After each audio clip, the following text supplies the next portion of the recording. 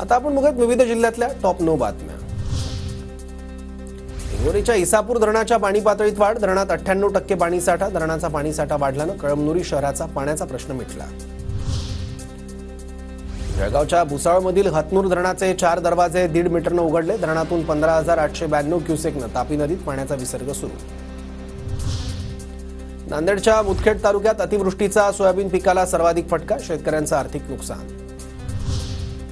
नांदेड जिल्ह्यात 6,82,000 शेतकऱ्यांना अतिवृष्टीचा फटका, 92% पंचनामे पूर्ण, मात्र शेतकरी मदतीच्या प्रतीक्षेतच। कृषी विभागाच्या प्राथमिक सर्वेक्षणानुसार गोंदियात 4,000 हेक्टरवरील पिकांचं नुकसान। बीडच्या परळीत सोयाबीनसह खरीप पिकांच्या काढणीला सुरुवात, पावसामुळे नुकसान झाल्यानं केलेला खर्चही निघत नसल्यानं शेतकरी हवालदिल, तर सोयाबीनला योग्य हमीभाव द्यावा शेतकऱ्यांची मागणी।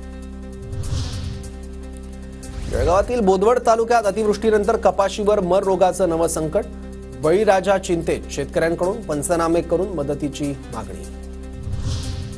पुणे जिल्ह्याच्या म्हाळुंगे जिल्हा परिषद प्राथमिक शाळेत जुनी नाणी आणि नोटांचं प्रदर्शन, शिक्षकांनी विद्यार्थ्यांना जुन्या चलनी नाण्यांबाबत माहिती दिली। बुलढाण्यात गोमाल गावात अतिसाराने पुन्हा एक चिमुरडी दगावली, अतिसाराने त्रस्त 2 रुग्ण जळगाव जामोद इथल्या खासगी रुग्णालयात भरती।